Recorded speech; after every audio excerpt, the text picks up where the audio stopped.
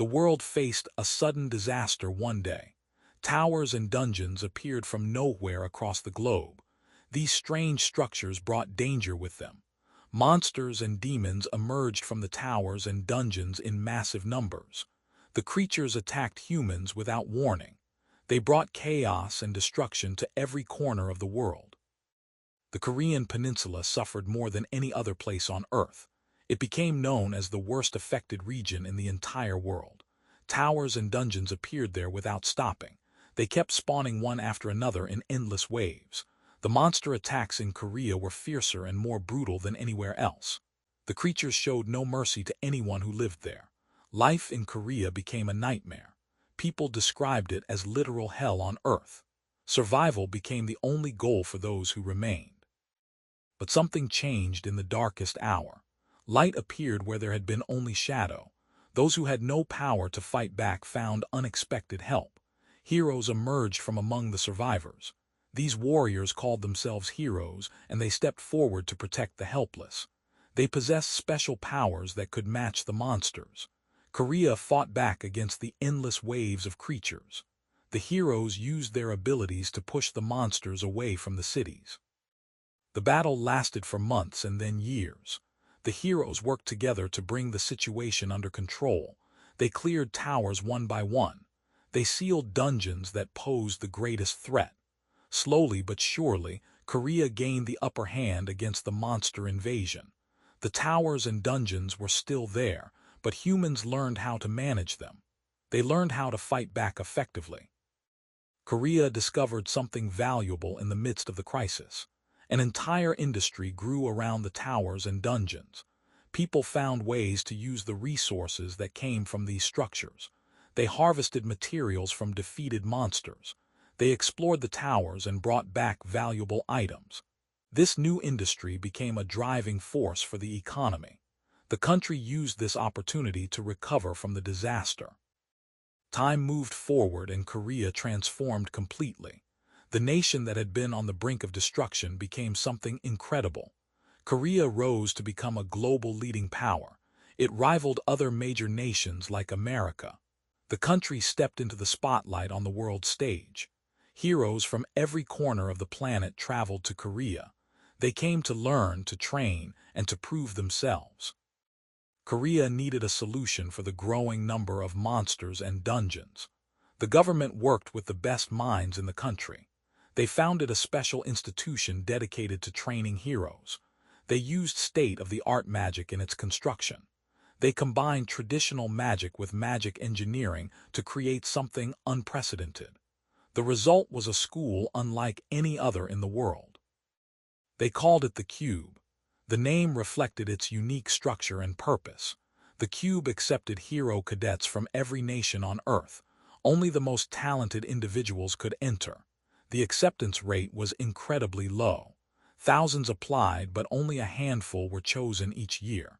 Those who made it through broke through unbelievable odds. The Cube represented the pinnacle of hero education. The institution held special significance for another reason. It was the place where the hero destined to save the world studied. His rival also trained within those walls. Both of them would shape the future of humanity. The Cube was where their stories would begin and where their paths would cross. A voice spoke out suddenly.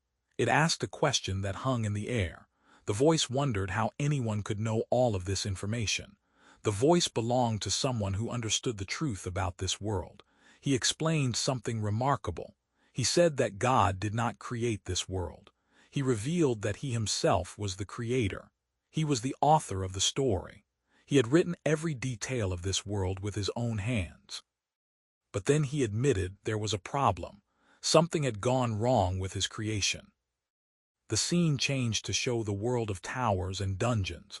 A school stood before the viewer. The building looked modern and impressive. Inside the main hall, loud cheers filled the air. Students and faculty members gathered for a special ceremony.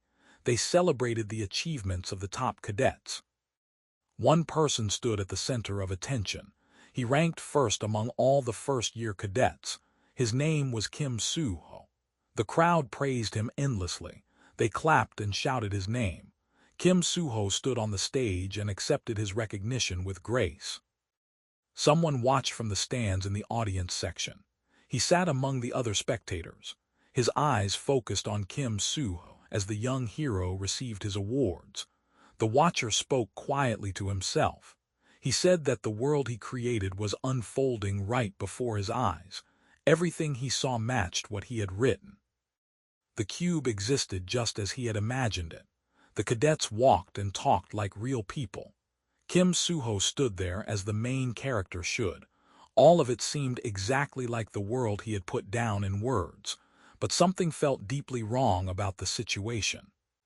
He questioned what was happening to him. He asked himself why he was inside the story he created. The question had no easy answer. He was supposed to be outside this world. He was supposed to be the one writing it, not living in it. The crowd around him continued to react to the ceremony. Their voices reached his ears from every direction. Some people praised Kim Soo-ho and called him amazing. Others wished for the award ceremony to finish soon so they could leave. Several students felt envious of Kim Soo-ho's success. A few even mocked him quietly. The watcher could hear all of their voices. He picked up conversations from far across the hall. The sounds came to him clearly despite the distance. The upper directors and important members sat in a special section. They discussed the new students with satisfaction. One of them praised the entire group. He said that the students accepted this year were all exceptional. Another director agreed with him, but they all focused on one cadet in particular. A lady spoke up among the directors. She said that Kim Soo-ho was unbelievable for someone who was only 17 years old. The others nodded in agreement. Kim Soo-ho had shown abilities far beyond his age. He surpassed expectations in every test and trial. The author felt nervous as he watched Kim Soo-ho. His anxiety grew with each passing moment. He knew exactly who Kim Soo-ho was supposed to be. Kim Soo-ho was the main character of the entire world. The young hero was destined to lead humanity through the chaos. He would face the monsters and dungeons that threatened everyone. He would unite the heroes and bring order to a world dominated by darkness. Kim Soo-ho possessed the traits of an upright hero. He believed in doing what was right. He upheld the principles of good and justice. He never wavered from his moral code. But Kim Soo-ho also carried a special secret. He hid something important from everyone around him. No one else knew about this secret. It would play a major role in his journey. The announcer called out the next name. He declared the second-place winner among the cadets. A young man with silver hair stepped forward. His name was Shin Jong-hak. He came from an important background. He was the fourth-generation heir of Jinsung Corporation. His family owned one of the major companies in the country. Shin Jong-hak carried the weight of his family legacy on his shoulders. Shin Jong-hak possessed incredible potential. His abilities rivaled those of the main character himself. Few people could match his power and skill, but his future held darkness instead of light. He was destined to become a villain later in the story. Shin Jong-hak believed firmly in the doctrine of elitism. He thought that only the strong deserved to succeed. He looked down on those he considered weak. The author thought about what he knew would happen. Both young men were cadets now. They stood side by side as fellow students, but their paths would diverge dramatically in time. Shin would develop an inferiority complex. His jealousy of Kim Soo-ho would consume him. He would transform into a villain driven by his need to prove himself superior. The two would face off against each other eventually. They would clash like light battling against darkness. Their confrontation would shake the foundations of the hero world. The author observed them both from his seat in the stands. He thought about the significance of this moment. The two central characters stood right next to each other on the stage. This proved something important to him. He really was inside the world of his own novel. This was not a dream or an illusion. Everything around him was real. Then a new question formed in his mind. He wondered about his own identity in this world. He knew who Kim Soo-ho was supposed to be. He understood Shin Jong-hak's role perfectly. But if he was not one of the main characters, then who was he? What role did he play in his own story? He reasoned through the problem carefully. If he was a character he wrote for his novel, then he should have a name. Every character he created had a name he gave them. He should be able to remember what he called himself in this world. Someone sitting behind him in the stands interrupted his thoughts. The person poked him gently on the shoulder. A cheerful voice asked why he was spacing out like that. The voice questioned if he had gone to bed late the night before. Then the voice called him by a specific name. It said the name Chundong clearly. That was how the author learned his name in this story. He was called Chundong in this world. Chundong felt confused by the interaction. He turned slightly in his seat. He wondered if the guy behind him was really trying to talk to him. The other person responded with enthusiasm. He said that of course he was talking to him. He continued by saying he did not see any other Kim Chundong sitting around there. The full name cleared up any doubt about who he meant. The name Kim Chundong appeared somewhere in his memory, but he could not recall anything concrete about it. He searched through his thoughts for any character with that name. He tried to remember writing someone called Kim Chundong into his story. Nothing came back to him. The name drew a complete blank in his mind.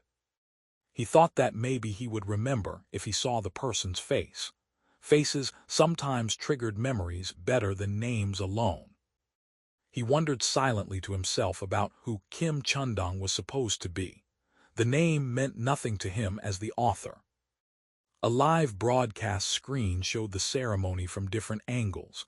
The camera panned across the crowd in the stands. It focused on two people sitting in the audience section. Chundong looked up at the large screen. He wanted to see what he looked like in this world. He wanted to see the face that belonged to Kim Chundong. But something strange appeared on the screen. He could see the person sitting next to him clearly, but where his own face should have been, there was only a question mark. A huge symbol blurred out his entire face. The question mark replaced all of his features. He could not see his eyes, his nose, his mouth, or anything else. Just the mysterious symbol staring back at him. Confusion hit him hard. He wondered if his actual face was just a question mark in this world. Panic started to rise in his chest. He questioned what this meant. He asked himself what was happening to him. The realization struck him like lightning. He understood the truth in that moment. He had become a character that he never wrote into his own story. This was why he had no memory of Kim Chundong. This was why the name meant nothing to him. He had not created this person when he wrote his novel. The facts lined up in his mind. He did not have an appearance setting because he was never designed as a character. His name was old-fashioned and generic because it held no special meaning. He barely had any presence in this world because he was never meant to be important. No one seemed to care that he had no visible face. They treated him as completely normal despite this bizarre feature. He was average in every single way. Nothing about Kim Chundong stood out from the crowd. Nothing made him special or unique. Well, except for one small detail. He was a cube cadet. He had somehow been accepted into the most prestigious hero institution in the world. But beyond that, he had no connection to the plot. He thought about his relationship to the main characters. He had no point of contact with any of them. He did not know Kim Suho personally. He had never spoken to Shin Jonghak. The major events of the story would happen without him. He would never influence the important moments. He was essentially a background character.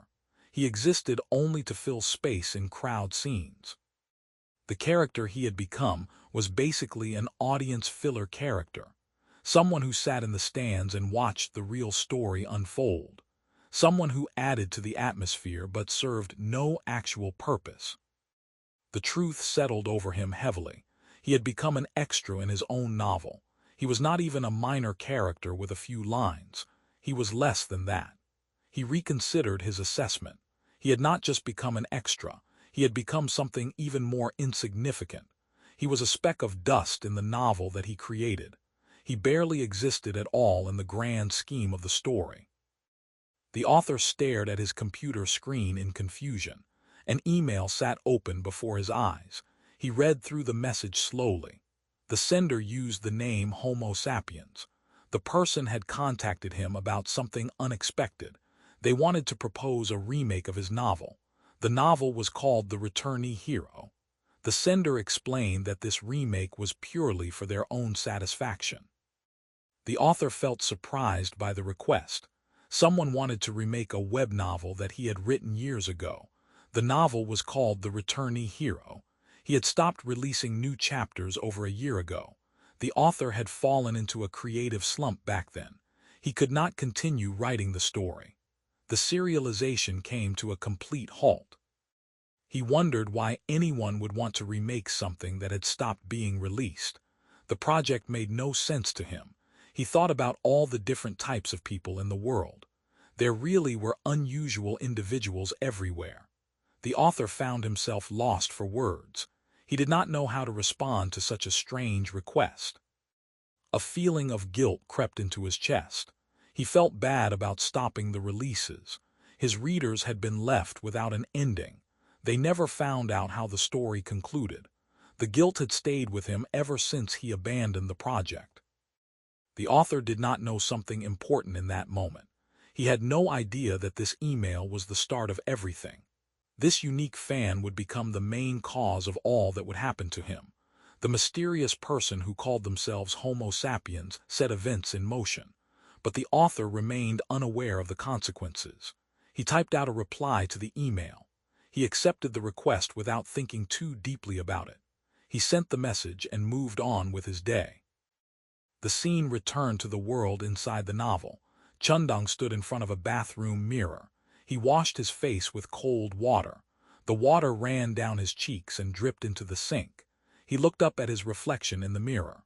The question mark still covered where his face should be. He had been seeing this strange symbol for 2 whole weeks now. He was getting used to the bizarre sight. 2 weeks had already passed since he was transported into the novel he created. Time moved forward whether he understood his situation or not. 2 weeks had gone by since he first saw the unknown question mark replacing his features. This was not a dream anymore. He had tested that theory many times. He pinched himself. He tried to wake up. Nothing worked. The reality remained unchanged. That place was truly the world in the novel that he wrote. Every detail matched what he had imagined. The characters walked around as real people. The buildings stood exactly as he described them. The cube functioned just like he planned. Kim Chundong, the person he possessed, seemed to be one of the countless extras in the novel. The character had no importance to the main plot. He had tried different methods over the past 2 weeks. He attempted to find answers to his questions. He searched for clues about how he was brought here. He looked for signs of who dropped him in this place. He wanted to know why this happened to him, but none of his efforts produced results. He found nothing useful. The mystery remained completely unsolved. A troubling thought formed in his mind. He might have to stay in that place for a very long time. He considered the timeline of his novel. If this world continued even after the point where he stopped writing, then he would be stuck for about 10 years. 10 full years trapped in this fictional world. Chundong felt panic rise in his throat. He let out a big sigh. The sound echoed in the empty bathroom. The realization hit him hard. He needed to live here for 10 whole years. He would be trapped in a novel like this for an entire decade. He would have to laugh and talk with kids who were only in their teens. He would have to pretend everything was normal. And he would have to do it all with a question mark covering his face. He thought about his real life back home. He had a life in the real world. He had responsibilities and plans. He did not want to barely survive while stuck in a novel that was never finished. The situation felt hopeless. He was in complete give-up mode. His motivation drained away like water from a broken cup. He thought of various ways to get back home. He considered every possibility he could imagine, but nothing seemed practical or possible. For now, he could not think of any other way to escape. The only option was to catch up to the main story. If he could just make it to the middle of the storyline, then maybe something would change. Then after that point, everything would be content that came after the releases were stopped. Maybe the world would end there. Maybe he would be freed. He found no other solution except to try and live it out.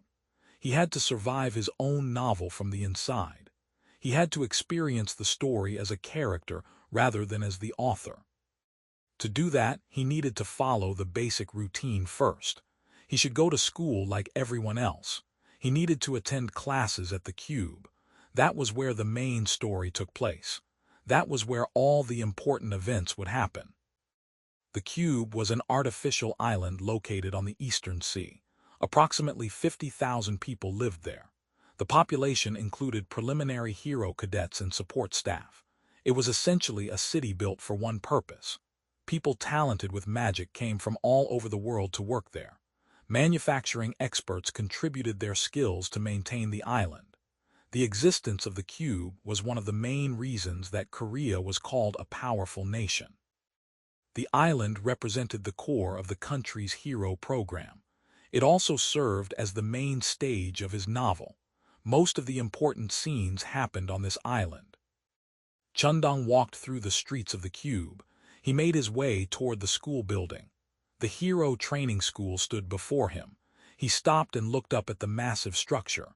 The building towered over everything around it. Glass and steel reflected the morning sunlight. He thought about what the school represented. Even amongst the hero candidates who possessed special abilities, only a very small number could succeed. These special abilities were called talents. Each person had a unique talent that defined their powers, but having a talent was not enough. Only the elite few could become cadets of the Cube. The acceptance rate proved how selective the school was. The original owner of the body he possessed was Kim Chundong. That person had also been a Cube cadet. The author did not know what abilities the original Kim Chundong had. He could not access those memories clearly. But the original owner must have come to the Cube because he had a remarkable talent. The author hoped that was true. Whatever the talent was, he prayed that it would be useful. He needed something that could help him survive in this perilous school. Chundong walked toward a huge door. The word truth was marked clearly on its surface. He pushed the door open and stepped inside. A classroom full of students spread out before him. Desks filled the space in neat rows. Students talked among themselves as they waited for class to begin. This was the Truth Classroom. The center of the Cube's episodes took place here. The author knew this room well. He had written countless scenes set in this very classroom. Antagonists and villains studied here. Sidekicks and rivals sat in these desks. The protagonist of the novel attended classes in this room. Each character would soon form cliques and groups. They would split into factions based on their personalities and goals. Because of these divisions, they would face countless complications and conflicts. Drama would unfold constantly. Chundong thought about spending 10 years with these people. The idea exhausted him. He walked to an empty seat and sat down. He placed his bag on the floor. He did not know what to do anymore. He felt lost and directionless. After the class ended, evening arrived quickly. Chundong headed back to his dormitory building. He walked through the streets as the sun set. He did not even know how the day had flown by so fast. One moment it was morning, and now it was evening. He wondered how he managed to study all day when he was a high school student in his previous life. The experience felt strange and exhausting. These thoughts ran through his mind as he walked back to the dormitories. As he reached his place, something shocked him. A delivery worker stood at his door. The person handed him a parcel from Cube Deliveries. Chundong felt confused by the unexpected package. He questioned what this parcel was for all of a sudden. He had not heard about any deliveries from the Cube administration. No one told him to expect anything. He wondered if the parcel contained Chundong's personal belongings. Maybe the original owner had ordered something before the author took over his body. That seemed like the most logical explanation. He carried the package inside. He closed the door behind him. He placed the parcel on his desk carefully. He examined it for any labels or information. Nothing indicated what might be inside. He opened the parcel slowly. He wanted to be careful in case it contained something fragile. Shock hit him immediately. What he found inside made no sense. His notebook sat in the box, but this was not just any notebook. It was his laptop from his real world. The same device he used to write his novel. The laptop that should have been back in reality, not here in this fictional world. He lifted the laptop out carefully. His hands trembled slightly. He opened the laptop with shaking fingers. The screen lit up immediately. A system message appeared on the display. The text said that synchronization was beginning. Bright light suddenly burst from the screen. The light blinded him completely. He raised his hand to shield his eyes, but the light was too intense. Words appeared in the air before him. Kim Chundong, with a story point value of 54, was synchronizing to Kim Hajin. The process was starting whether he wanted it or not. Settings were being downloaded into his body and mind. New information flooded into his consciousness. He received his stats in a clear display. Strength was 4 out of 10. Endurance measured 4.3 out of 10. Agility sat at 4 out of 10. Perception reached 5 out of 10. Magic power was only 3.5 out of 10. Vitality came in at 4 out of 10. These numbers defined his physical capabilities in this world. Additional stats appeared as invariable values. Intelligence was 4 out of 10. Tenacity measured 4 out of 10. Luck showed 4 out of 10. Charisma also displayed as 4 out of 10. These stats could not be easily changed through training. He received a flood of system notifications. Each one detailed a different characteristic or ability. The information overwhelmed his senses. This was the exact setup he had written for his story. These were the game mechanics he designed for the novel. Someone had implemented them perfectly. Every detail matched what he created. He wondered desperately who sent all of this to him. His mind raced with questions. Who had the power to do this? Who understood his novel well enough to recreate the system?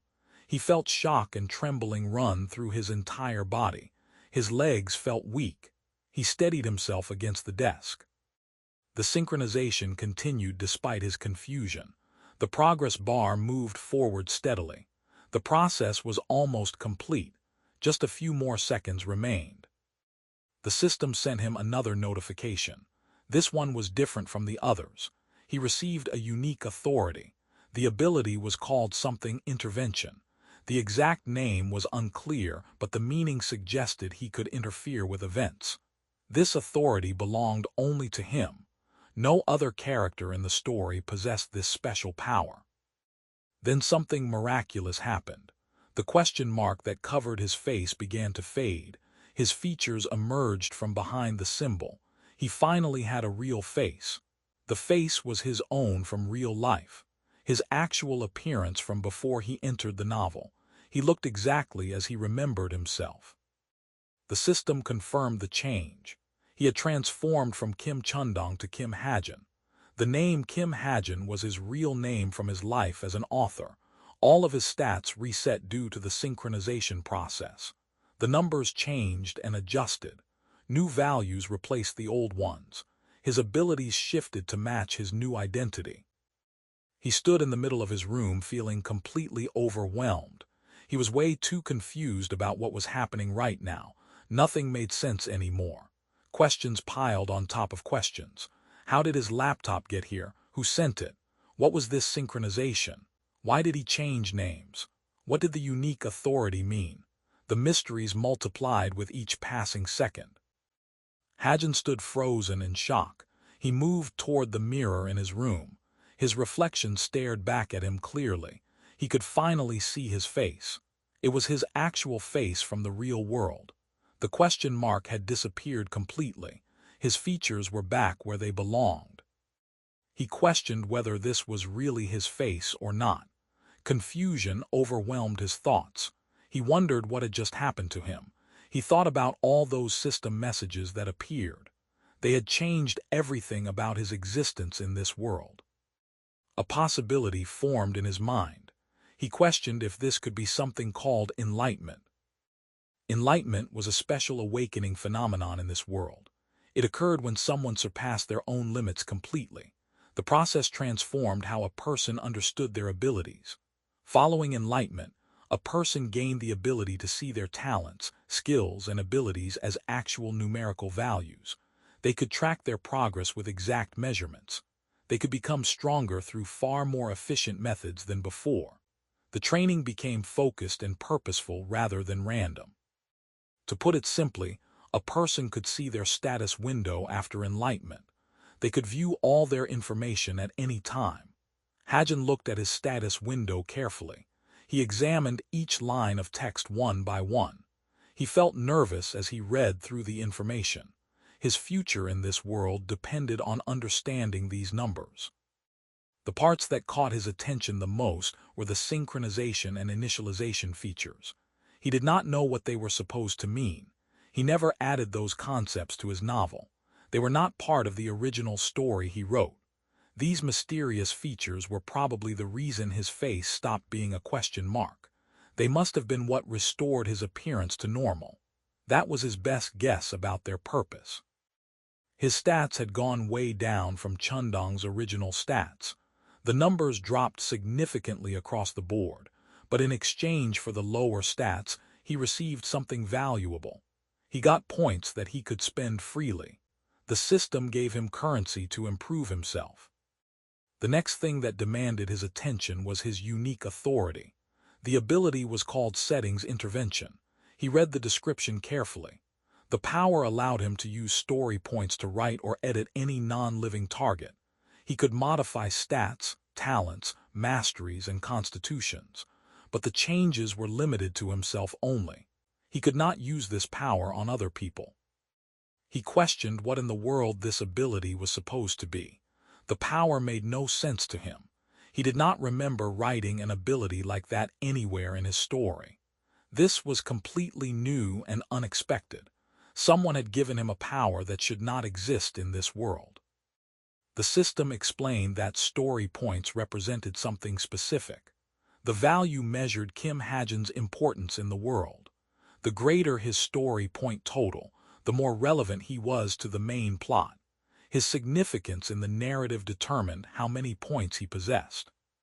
He questioned whether he had to increase his importance within his own novel. Did he need to become more relevant to the story to gain more points? That seemed to be what the system was telling him. A realization hit him suddenly. The reason he had been given this laptop and this weird ability became clear. Someone wanted him to interfere with the world's main story. They gave him the tools to change events. They expected him to get involved with the plot. He questioned what kind of ridiculous nonsense that was. The whole situation felt absurd. Why would anyone want him to mess with his own story? What was the point of all this? He noticed something else in his interface. A card appeared with locked information. The details would be unlocked the moment the main story ended. He could not access the information until he reached that point. The card taunted him with its mystery. Anger rose in his chest as he looked at that card. He understood the message it sent. The creator of this system was telling him something specific. If he wanted to find a hint about returning to his original world, then he needed to shut up and interfere with the main story. He had no choice but to play along with this game. He sat down at his desk to check the laptop more thoroughly. He examined every feature and option available to him. His mind worked through the possibilities carefully. There was no guarantee that he would be sent back to his original world even if he completed the main story. The locked card might contain nothing useful. Even if he did nothing and waited until he reached the part where he stopped publishing, nothing might change. His situation might remain the same forever. Even if the information that would be unlocked was not the hint he desperately wanted, there was still value in trying. He might stumble upon a clue about escaping this world if he got involved with the main characters. Interacting with the protagonists and major players could reveal something important, but in order to do that successfully, he needed to become strong enough to withstand the dangers of the main story. The events he wrote were filled with life-threatening situations. Weak characters died constantly in his novel. He decided to invest story points into his stats immediately. This was his first priority. He needed to improve his abilities as much as possible. In the original novel that he wrote, there was no concept of leveling up like in video games. Characters could not raise their stats the way they wanted through simple experience points. The only method to increase stats was through points. These points were an extremely precious resource in the world. Very few opportunities existed to gain them. People treasured every single point they received. If he wanted to make the most out of these points, then he needed to invest wisely. He thought carefully about which stat would give him the best return. The answer came to him quickly. He needed to invest in luck. Luck was not just limited to simple chance. It was not only about finding an unknown reward in a dungeon by accident. Luck affected many aspects of life. It influenced whether you got money from unexpected sources. It could grant bonus stats randomly. It improved interpersonal relations with other people. It was a cheap stat that applied to every single aspect of daily existence. The value touched everything a person did. Of course, an invariable stat like luck was designed so that it could not be raised with regular points. The system prevented direct modification of invariable stats, but he wondered if there might be a loophole. What if he converted his regular points to story points first? Then maybe he could use the story points to modify luck through his settings intervention ability. The conversion rate was generous. 1 point could be converted into 1,000 story points. He decided to give it a try. He had nothing to lose by testing the theory. He converted 10 of his regular points into 10,000 story points. The conversion happened instantly. Then he invested 9,000 of those story points directly into luck. He used his unique authority to force the change. Something mysterious happened immediately. A luck effect took place right before his eyes. The number on his status screen changed dramatically. His luck stat jumped from 4 to 9.1 out of 10. The increase was massive. He had nearly maximized one of his most important stats. He thought about the protagonist's stats for comparison. All of Kim Soo-ho's stats were over 9 out of 10. The main character was incredibly powerful. Hajin had just brought himself much closer to that level, at least in one category. He turned his attention back to his remaining story points. He decided to invest the rest into perseverance. He needed that stat badly. The Cube's extreme training regimen would push students to their absolute limits. He needed to endure the brutal exercises and challenges. Without perseverance, he would fail quickly. When he increased perseverance through his settings intervention, something amazing happened. An enormous luck effect triggered automatically. His high luck stat influenced the outcome of the perseverance investment. Perseverance increased from 6.6 all the way up to 7.207. The boost was far greater than expected. His luck had amplified the gains significantly. He smiled to himself. Luck really was the best stat in the entire system. It enhanced everything else he tried to do. Suddenly, a warning status window appeared in front of him without any prompting. Red text flashed across the screen.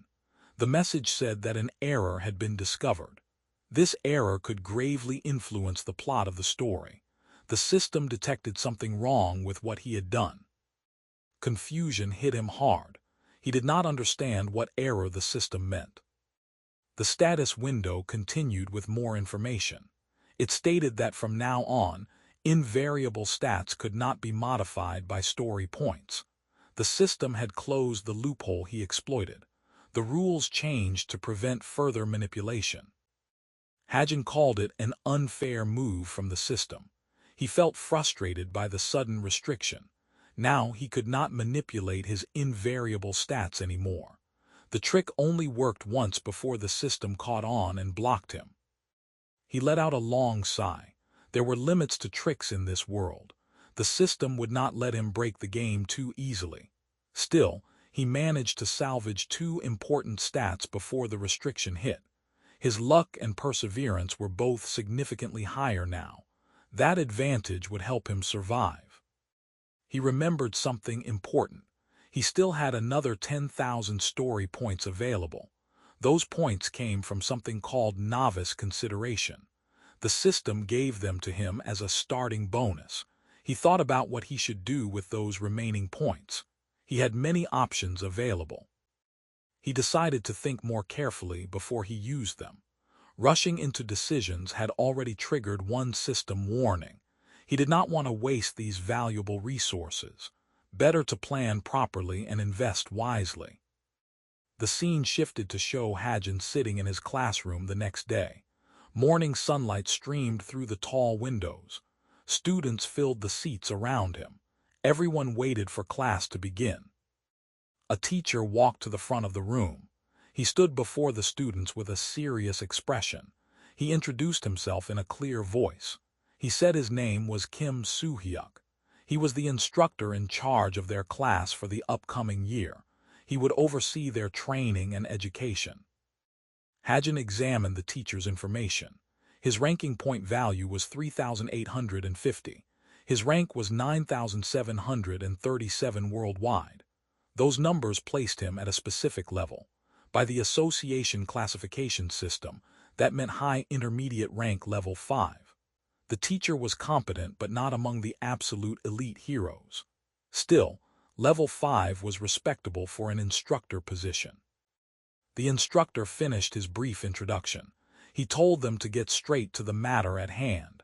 There was no time for lengthy speeches or warm welcomes. Business came first at the cube. He delivered some harsh truths to the class. He told them that the cube was not an enjoyable place like they might have hoped. Reality would not match their dreams or expectations. The students would be evaluated solely based on their grades and performance. If they underperformed even slightly, then they would be held back a year. They would have to repeat their training. He shared a troubling statistic with them. Less than half of the cadets graduated from the cube without getting held back at least once. Failure was common. Success was rare. This was a facility designed to nurture heroes for the world. Because of that important mission, students would be judged by exact and strict standards. No one would receive special treatment or mercy. The instructor then gave them their first order. He told everyone to stand up immediately. He instructed them to follow him out of the classroom. They had somewhere important to go. This was the first part of the daily schedule. They would be selecting their main weapons today. This choice would define their combat style for months to come. The group moved through the hallways of the school. They reached a special room after a few minutes of walking. The weapon room spread out before them. The space was enormous. Various different types of weapons filled the racks and displays. Swords of every size lined the walls. Spears stood in neat rows. Axes, hammers, shields, and bows covered every available surface. The selection seemed endless. The students stared at the weapons with wide eyes. They gazed at the impressive collection.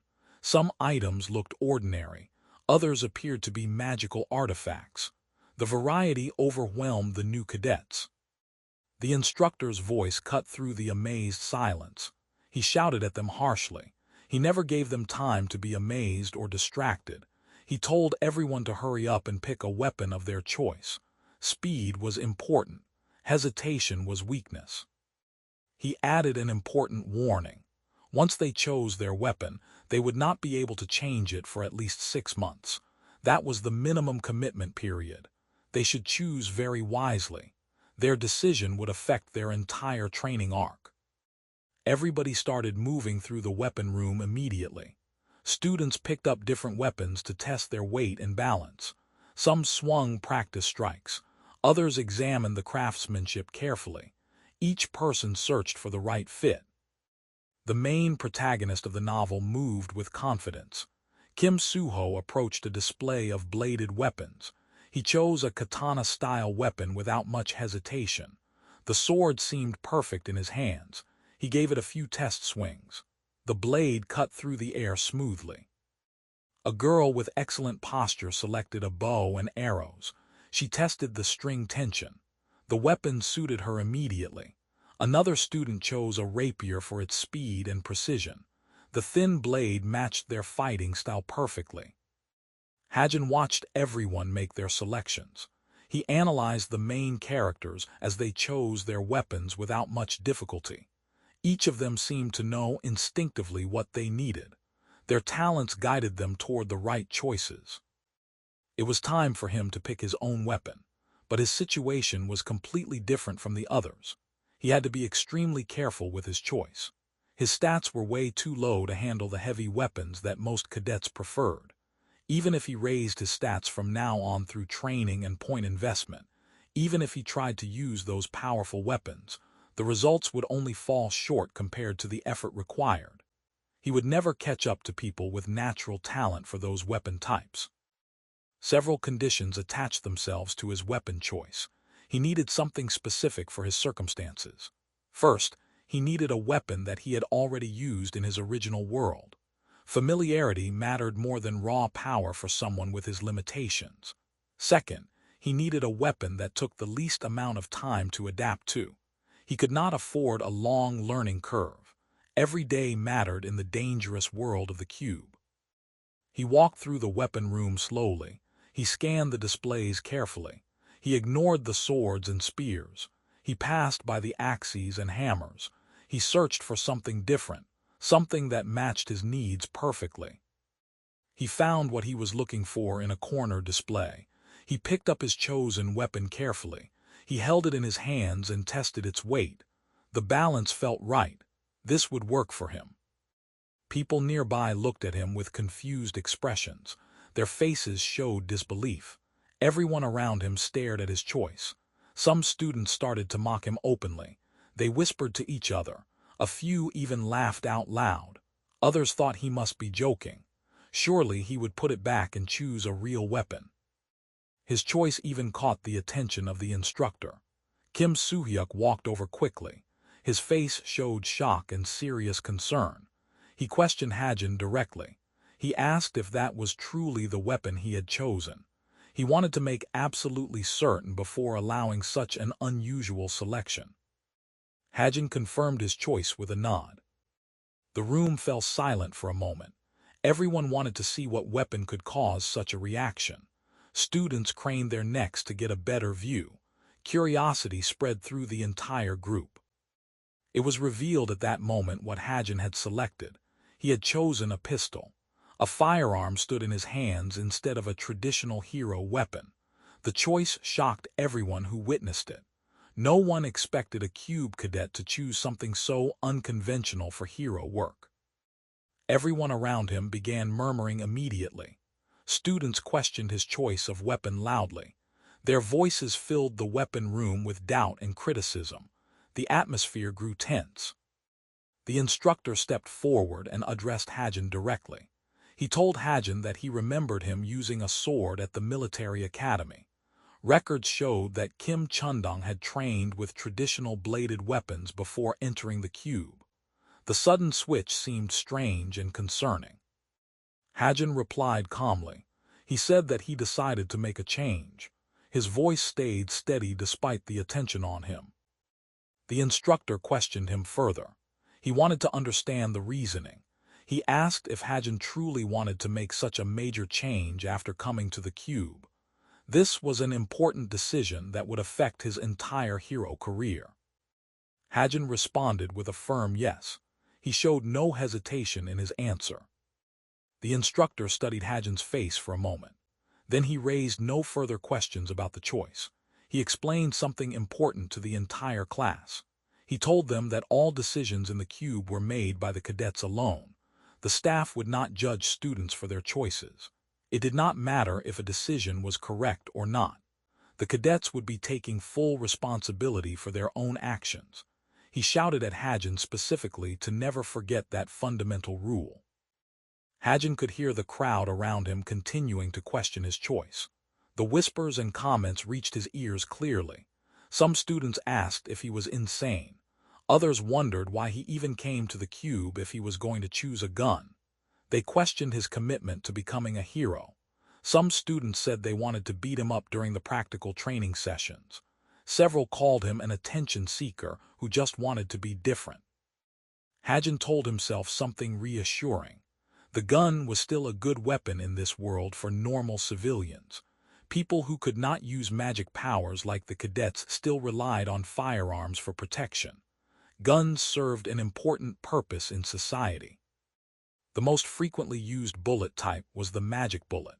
These special rounds were imbued with mana during their creation. They contained considerably more destructive force than a normal metal bullet. The magic enhancement made them somewhat viable in combat situations. Even with that significant merit, the gun was shunned in the hero world for specific reasons. Its limitations were very clear to everyone. The first reason was practical and straightforward. No matter how strong the weapon's owner was, the destructiveness of the gun remained limited. A powerful hero with a sword could channel their abilities through the blade. The weapon became an extension of their power. But a gun's damage output stayed relatively fixed. It could not scale up the same way traditional weapons could. The second reason involved history and mythology. Guns had a very short history compared to ancient weapons.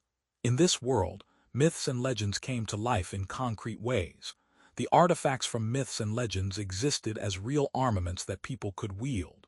The grander the origins and the deeper the history related to an object, the more a weapon's rank increased naturally. Ancient swords carried the weight of centuries. Legendary spears held the power of heroes from long ago. Because of this fundamental rule, the cadets in the cube usually chose weapons of old over modern weapons. They trusted not in magic bullets but in their own skills and the legendary power of their armaments. Even if they hit their personal limit, they could use the power of their ancient weapon to go one step further. The weapon itself provided a boost that modern guns simply could not match.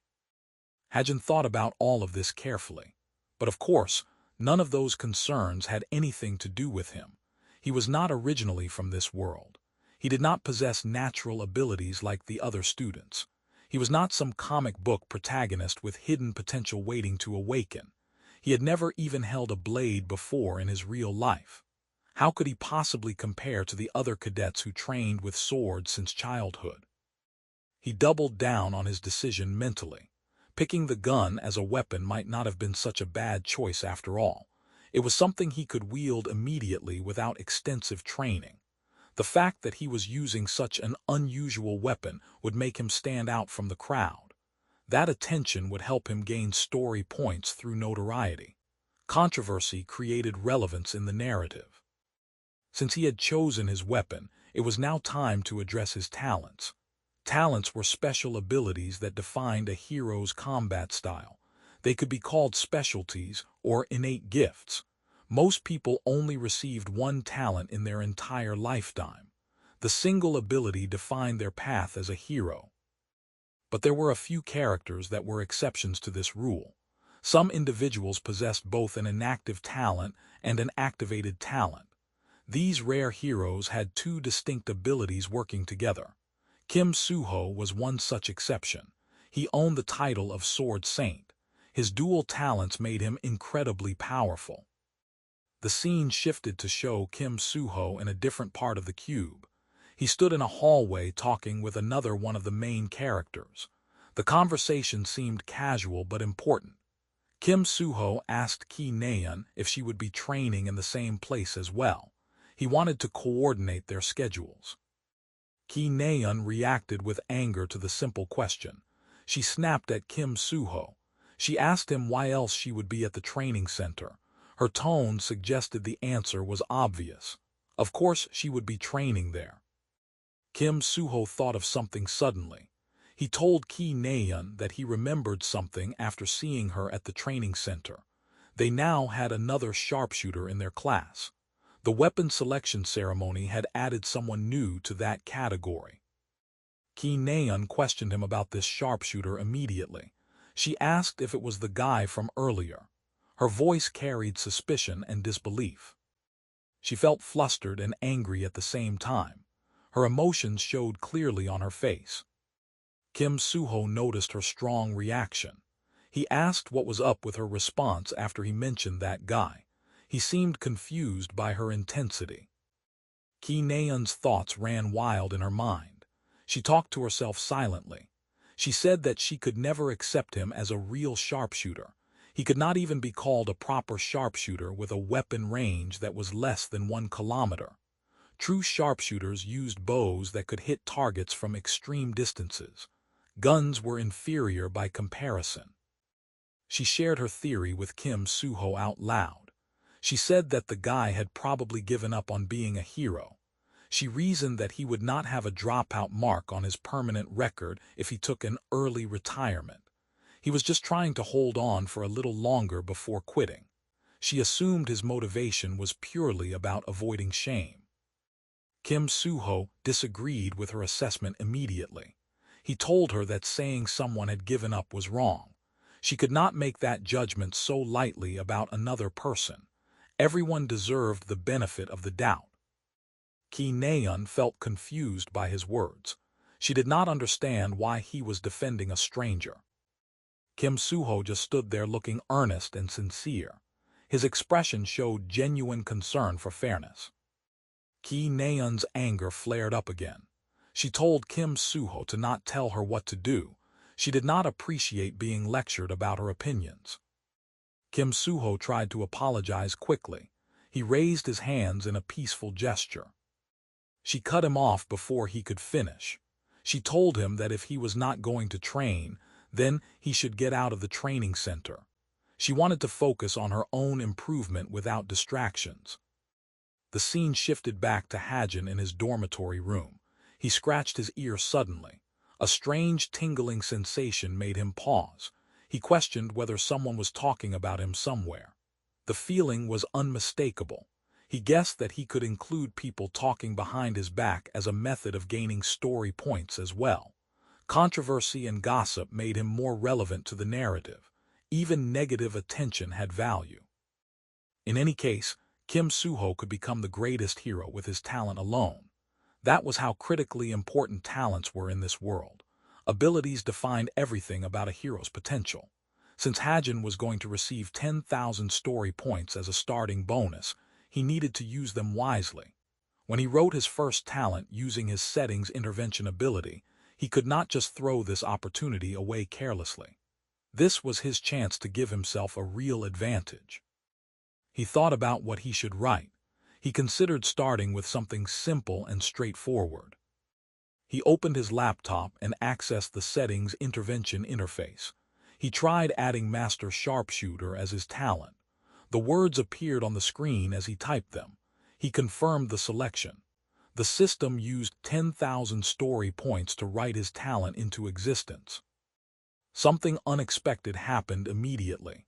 The talent description began to edit itself right before his eyes. Words changed and expanded. New information appeared in the text. Hajin felt excited by this development. The system was improving his basic concept. He read the updated description carefully. The talent now stated that he could use all types of long-ranged weaponry. The ability was not limited to just guns. He would also be able to use bows and crossbows in the future as well. All he needed to do was increase his proficiency with those weapons through practice. The talent gave him access to an entire category rather than just one weapon type. The talent was fairly weak right now at its starting level, but being able to grow it going forward was a significant advantage. Thinking about the long run, this was actually much better than a powerful but fixed ability. He could improve continuously over time. He accepted the talent officially. The system confirmed his choice and locked it in. He felt a bit more prepared for moving forward now. He had a real ability that suited his circumstances. He now had to survive with that talent until the main story reached its end. The journey would be long and dangerous, but at least he had a foundation to build on.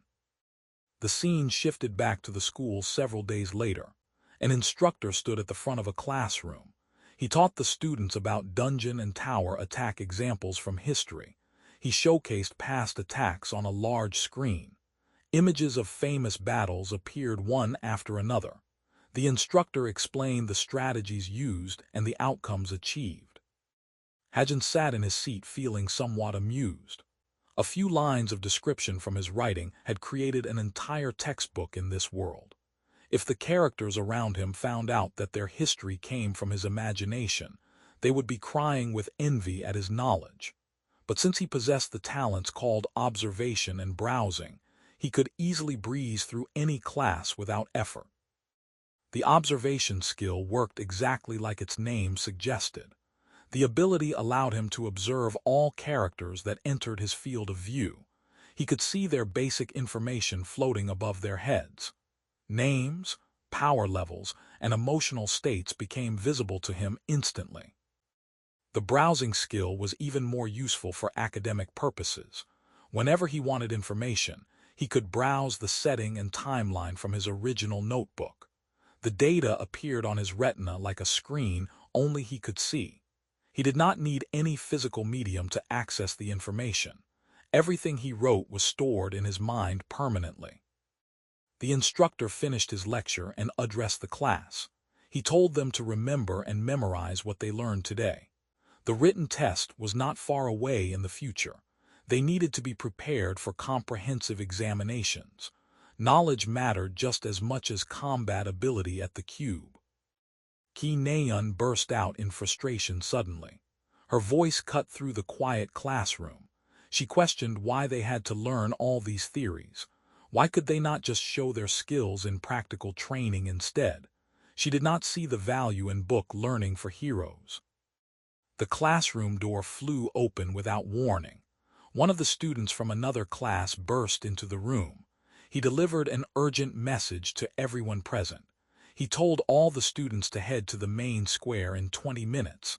They should not be late. Excitement rippled through the classroom immediately. Students started talking and gathering their belongings. It was time for practical training. The moment they had all been waiting for had finally arrived. The entire class reached the training grounds within the time limit. The open area was massive and well-equipped. Training equipment lined the edges of the space. Target dummies stood in neat rows. Obstacle courses stretched across the far end. The instructor stood at the center of the grounds waiting for them. He began explaining the structure of the practical training. He was going to announce team formations today. This was a crucial moment for all the cadets. The teams would have a total of 4 members each. The formation would follow a specific pattern. Each team needed 2 warriors for frontline combat. 1 sharpshooter would provide ranged support. 1 support specialist would handle healing and buffs. This balanced composition gave each team the best chance at success. The instructor made an important announcement. Unless special circumstances arose, each team would stay the same until the midterm test. Students would work with the same partners for months. They needed to learn cooperation and trust. Changing teams constantly would prevent proper development. He explained the distribution method. The system would be fair to everyone involved. Both low-ranking cadets and high-ranking cadets would be placed on the same teams. This mixing ensured that weaker students could learn from stronger ones. It also prevented any single team from becoming too dominant. The instructor told them to remember everything he just said. He did not want any confusion later when conflicts arose. He instructed them to go check the team formation boards immediately. The lists were already posted. Hajin walked toward the boards with the rest of the students. Everyone crowded around the displays. People searched for their names anxiously. Some students cheered when they found good teammates. Others groaned in disappointment. Hajin scanned the list until he found his own name. His eyes moved across the line to see who his teammates would be. Shock hit him like a physical blow. His heart skipped a beat. He read the names again to make sure he was not mistaken. It turned out that he was on the same team as the main character of the novel. Kim Suho's name appeared right next to his own. They would be working together for the entire semester. Hajin would be fighting alongside the protagonist in every practical exercise and dungeon exploration. His path had just intersected with the main story in a major way.